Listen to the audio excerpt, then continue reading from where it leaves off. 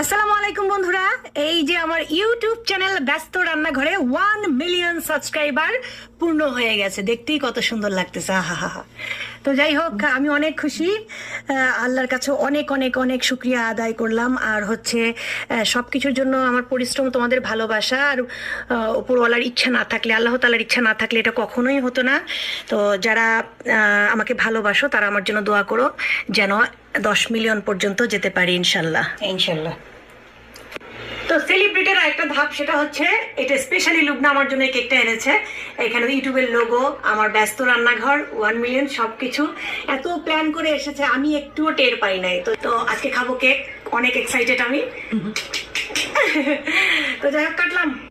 নাই, ঠিক আছে। আচ্ছা তুমি তো খাইতে পারবে, তোমার তো কোনো তুমি আগে মুখে নিয়ে নিলে।